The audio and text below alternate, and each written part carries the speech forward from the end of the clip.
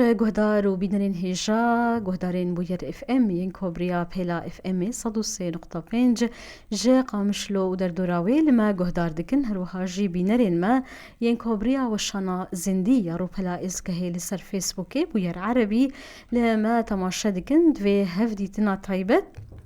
مجارة مجي هنرية أمي بحثا برهمانو يا هنرمند كرد يجرو شواي كردستاني تايبت لقامشلوية نها لألمانيا يدجي هنرمند زياد حسو برهمكنو بنا في دردي في دنيا درخستي تاكو أم ناس بكن درباري في برهمي و آگاهيم بهتر و هنرمند زياد تولي برنامه مببا بريا تليفوني لدسبيك كام بهفره لپرچيك جسترانا وي گهدارو تماشا بكن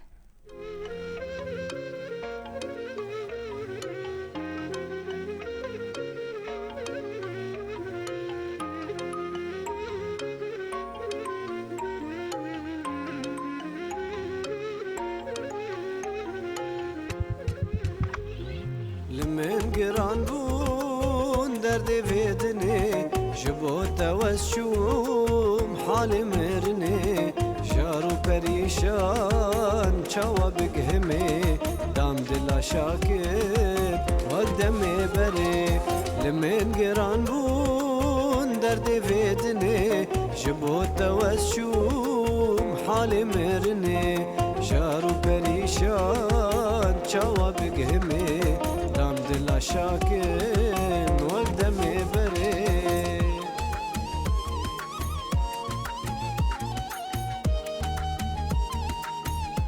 بلين هاجي هنرمند زياد حسو تفلي برنامج مدبر روج باش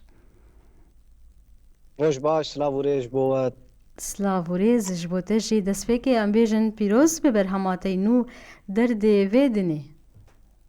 ويقالك سباس ريزو سلاوش بو وجهي ألف سترانج بو ويجي جبو حمي ملت مي كردا وتشكسيل ما قهدات كي وحسكرية دنجي ما جبو حمي عري بلي ما مستزياد وك برسايا كم ام بيجن قالو ألف ستران چاوا چيبو جيگوتني كي آوازي كي لكوهاتي تومار كرن خودي أفستران بري هما سي هيفا دور سي هيفا من المالي مش خور شيكر جيگوتنو آوازي منن جيگوتن و آوازي تنه گوتن و آوازه من بله جار ناستران و گوتن و موزیک تین بیرا یکی یعنی خوش کاری چیب که هگر در خطای که هبه بله افجیش گوتن و آوازه مبون باشه لکو هاتی تو مارکرین ما مستهزیات بخدي ما اف ستران المال ما تشيكر يعني ها استوديوك تاي تايبت هي نا استوديو مني تايبت جي هي واز جانا الكاريا استوديو جي دستين موك دوستك كي استوديو ديار خلوج ما تشيكر اف ستران بله يعني قال كار جير دوي يعني شغل جير دوي نها ماول شو كار استوديو بتشكي زور نلايف فهو كان ها تلفوني تشاود اخذن استوديو بتشكي زحمه ترى بله قال لك زحمتي تشيكرنا استرانا هي ما مستزياده مي بحث وان زحمتيان جيبكن لي تنها اني زمان شخه افبرهم جي جوتن و اوازيتنا قالوا چند استران هنن جي جوتن و اوازيتن ينكو تشخر شكر وقت زاني دس بيكامه حتى رجا ايرو از استرانا قالك استراني حمي هنرمندات بيجي فولكلور قالك بيجي يعني هر چار بارچه كردستاني هنرمندي وا استرانا خوش هل بجيرم ودبيجم لهلبت يعني بهزار انا تبلي اي دعوت اجي تزاني يعني سريت اي داغرتن استرانا اللي دناف وان دجي بدها اي مهنا بزيدي يعني هنا وازهر مثلا شاواشتر بيجم هر شش مها حفت مها ازهول ددم يك جوا استراني خوا برهمي خوا اي مغوتن اوازيم ازواجي عندي واجي بلافكم يعني بله جبو گهدار و بینرین مجی ناس بکن برهم انت ين تايبت ين تا چندن ما مستزياد وك استران وك كليب وك استران وكليب ينتا يعني ايجو من فسادنا ولبامه قالك انا بدهانا ينتو ماركري وشادنا انا قالك نيتو ماركري دور بينجانا بله بينجن وك كليب چندن ليه حاضر قالك اللبامه بله كليب جي او ايتو ماركرين او جي وين حجمارين يعني قالك باشن هذا ما كومرو لسترانا تا گهدار دكه هنرمند سعيد يوسف تبي رامرو هنرمندی نمر بله گلو چقاسی باندورا نمر هنرمندی مزن سعید یوسف وقت دبستانك هنریل تهبو چجهلا چکرنا گوتنین استرانا چجهلا چکرنا آوازین استرانا هر وها جی شویا استران گوتنی لتهی هروها شخوت عني زمان رحمة خديلي بجهوي جنات بهشت وقت دهبو دهبو بير عني ناوية بنجامين بله ام سرساغي جوي ومالباتي وملتي كرد توازن باندورا هنرمند رحمتي سعيد يوسف قالك المهبو ويا قالك هنرمند دجي يعني ازنهانا فابيجم خلاص نابن اجبولو ازن ناخوازم هنكا اشبير بكم وك رحمتي محمد شيخ وسعيد قاباري يعني قالك هنرمند قالك بلكي بيس به جبير بكم لي تايبتياوا تابي وقتها طبعا او ساز بيد البسقيد خن واجي البسقيد دا او مقام او ستايل غوتني او ستراني لحني موسيقى اوازي نزيكي هفت بكي هناك نزيكي هفت مقامي كرديجي اي خوش يعني سيشارك اي قولوا حمو سترا وقت سترانا دردي بيدني وقت ستران رحمتي سعيد يوسف حمو نزيكي هفت ومشي بشوكانيا خود مش بشوكانيا خود استراني واند قوتن جبروي كي بمر مزن بويا يعني اسشد بيجم دشبه استراني بري اي خوش كفني فلكلوري بلي نهاتا قوت جبشوكاني تدستري باورم جبشوكاني تلبسقيجي دخل باندورا كيل تهبوكو تو بدري فيريا هونريد ما مستزياد راستي جمالباتي از بحثتكم يعني جمالباتي اريد مالباتي بيجي مالباتي باندورا مالباتا ما بتشكي دوري هنري واتشتي ولبو لي بافيم موزيك دغوت طنبور لي تخص ستراند دنجي خوشه دستراند اري اوي المالي طنبوره كما هبو از جوي فيربو وي از علماندم بلي هدي وقت يك تشوچك بي مانت زاني يك جهدا فيرد بيت شبت فيري شبه بيقول تشوكاي تالي دا خلاص فيرد زوتر مرو فيرد براسته راسته دمك بريا بابي خط فيري ستراني بو لدانا بسقي بو شخوا تاگوجي ما مستزياد تستراني قلك هنرمندن مزن چين نمر و چين نها دجياني دنه بله والله ونها سخوازم خالك بيجم چه خواستن جه هنرمند دماكو سترانك يا هنرمندك دي بستري چه خواستن دوي خالد يعني برشعفا در باش برسكه باش استرانا انا وقتي استرانا خو بيجي قوتن اوازي تبن مثلا وقف استرانا من دردي فيدني يعني اسشاوا بيجي مچلو ليخم بلكي كس نبي چما لي غافاز يكا رحمتي كي بيجم يعني يكي هي هنرمندك صاغ بالجياني في از قالك تشتاتي خبر شعبي خو يك جي از جبير نكم جبني جو از نافي بيجم يعني چه ناوي تشبير بكي ناوي قوتن اوازي في ستراني اكينا تاني كوليني بكي حتى تدرخي باف ستران موزيكاوي اكي قوتني اكينا يعني نبيش بلي وش قلت ايجو يك نافدار بي تيجي نافي بني فسيني دام لجي زاني بي اني شخو اي زاني بي او جي زاني دست خوشيت كند بي دست خوش ساعات خوش و اي زاني بيجي زاني بي افسان اكيش ايروبيدا بلي قالك باش ديمك يعني تو دبيجي كومرو ما في خدي استراني نخوه لي جهيلا استراني بخوما مستزياد جهيلا استراني وك قوتنين استراني اوازا استراني چاوا مرو استراني بيجه چتي خواستن دوي خالد دنرينا مدا شخو ما في استراني دويك نخوه قلناها يعني چه نابي لي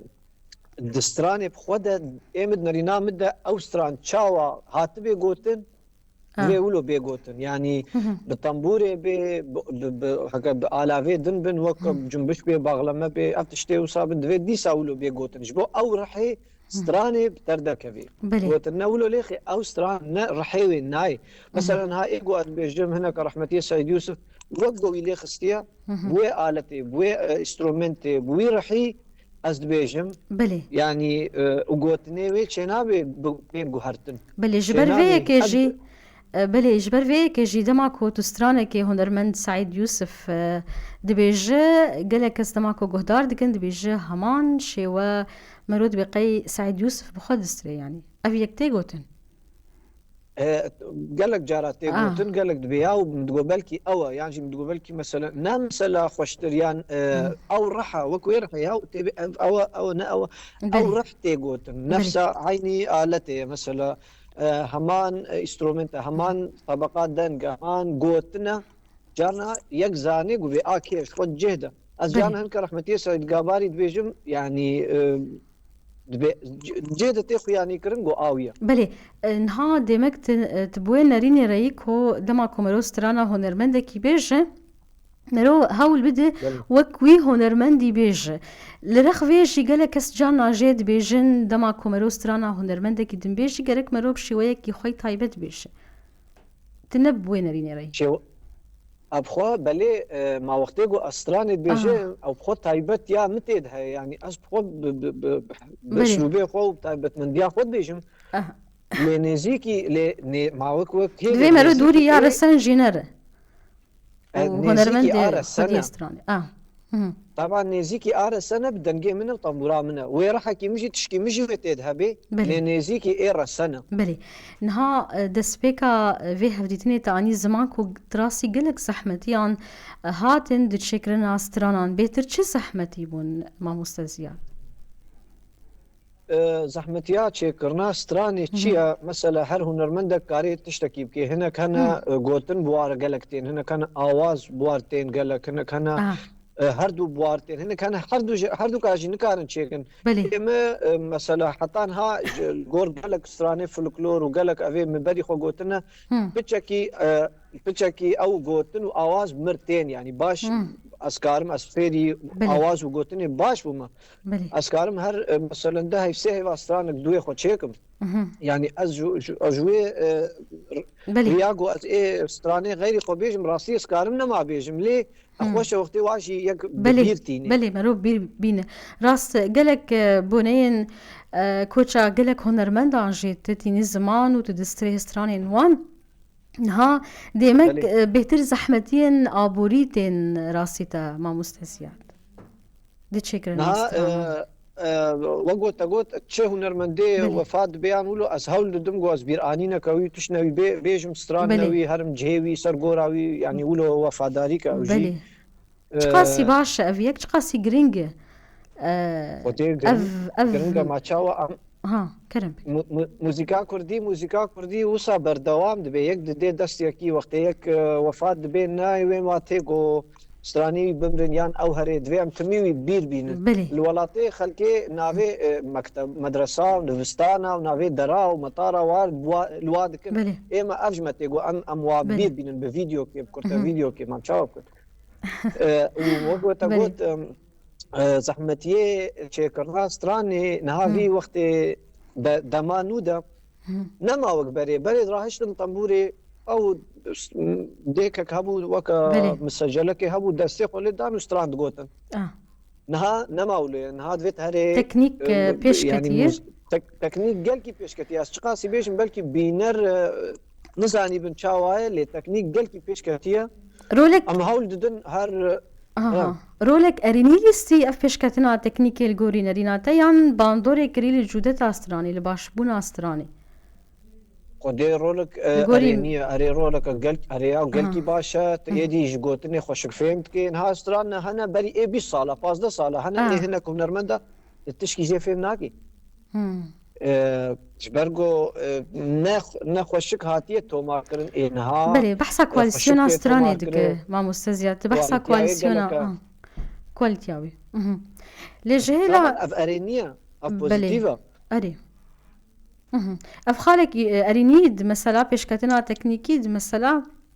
چکرنا استراني دي كواليسيونك باشتر كواليتيك باشتر باقشتر نها داوي بري از بحثا قلتنا تي داوي بكم قالوا هب بروجي انت دما بيد هن استراني نو كودي تومار بك استراني مني نو تميها نوت قال لك البام هنشي معناك نكاري اتصال كده يعني بيسترانا جي تومار بكي فيديو جير لازمن كليب جير لازمن وقفينا مني تالي البريطانيا بو لندن بو مجال كليب والويدك دي من هاتك شاندن بلي اما لندن از الويدر بو مسريكي بو هما قولوا بشكلك سبونتان عفوي يعني شيء بلي بله جا گلک ستران هنت نکارید سال که ده تواجی تومار بکی از هول ددم هر سری 3 هیوا 4 هیوا ستران خوی تایبت ویجی تومار بکم تفلی ایت دزانی ای دعوت او فلکلور از واجد بیشم و وقتی ما گلک یجی بدعوت او بچونو هاتنا دعوتی ملبر اوروبا دوری هفن ننزی کن ولی القام شلو بری خوب ده عمودیاش عمود بری خوب ده تربس بیه نه گلکی دورن ام گلکی پیر دوستنجی افجي باندورا كوي هي الانتاج يعني تشيكرني تشكي دوري هفت كيف جاز هول دم هر شش هيفا حفت هيفا سرانا خطو مار بكم الجيكي خوش الجهكي غور از هرمي كردستان بي قالوا دولتك اوروبي بي كودر بي بلي تبحثا آهنگان و شاهیان کرد باورم تجوان هنرمندین کوباش آهنگان دار دخل دروی ولید شد دعوتان دیان شاهیان دیتر روشا آهنگان بگشتی چاوای نخواستم کنه و روز جینیزد به روشا دعوتا الولاتي اوروبا زورترج دعوتي مني الولات مسألة چية دوربون و يك مثلا 7 ساعات دوره يك 6 ساعات دوره نوك جمع ودولت دوري هذا مثلا تيجي دولتي هرفي دولتي قالكي زوره بلي عاف زور بناويه وكيدن هرتش الفرهايه هرتش متوفره صالون خوشن هر تكنيك قالك البيشه لي ولا اف دوربون زوره ووقتي مثلا دعوتها چاوشتر بيجم بدست خلكي ناكبه مثلا هابلكي تلفونان بكي دعوت حتى صار ديجي روشك فالا نبي جبر روجي ما نهرونا روجي ما الفرس سد ولحدن يكشم وشمي بلي بطلاني بكي هناك ملت قالك وشميجي هندك يكشم بلي شمي بلي قالك باش افجي زوريا بلي دما مجي هندك ماي ما استاذ زياد اخفتنك تهب قلتنك داويت بخاز بيجي كرمك ودي قلنا من إيطالي أس دست خوشي الراديو بويرتكم سرفي دست نيشاني نجبر سراني متاني أس بينمون قالك إيه هنرمندا دينن زمان وستراني واد وشينن أفجي عليكي قالكي باشا جوارا وعم قالكي سباسيا ودكم راستي سباسيا كارمندي بويرت تفاي تشك هسيل وركارد كي أطفاز قالكي الراديو وجهدارت که بس چل سر اینترنتی بی چل سر رادیو بی چل سر فیسبوکی بی از دست خوشی الوقت کم و اون کار کی گل کی باشت کن بهور که گلک سپاس جبوتش خوا اف ارکامی کو امرونی باویجن لسر برهمین هنرمندین خوا هنرمندی کرد زیاد حسو مبحثا برهماتی نو کردر دی ویدنی جاردی پیروز بی و هر دم تو سرکفتی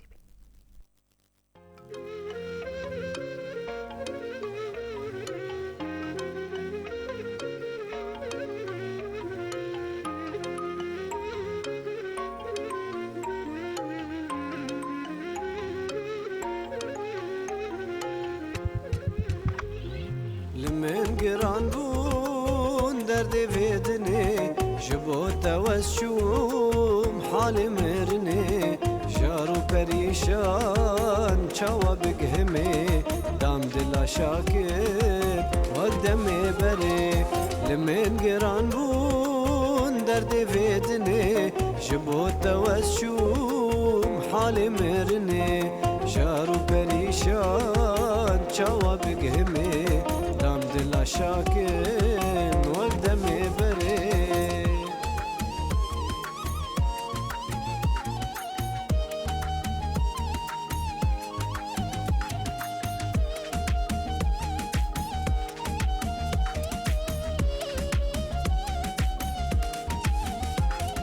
برينا دلي من وقدر يا خما والبات اختورا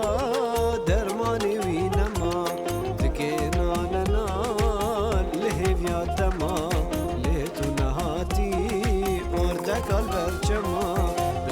دلي من واقدر يا خما والبعد تختورا درماني وينما تكينا لنا لهيف يا دما ليتو نهاتي وردك البرجما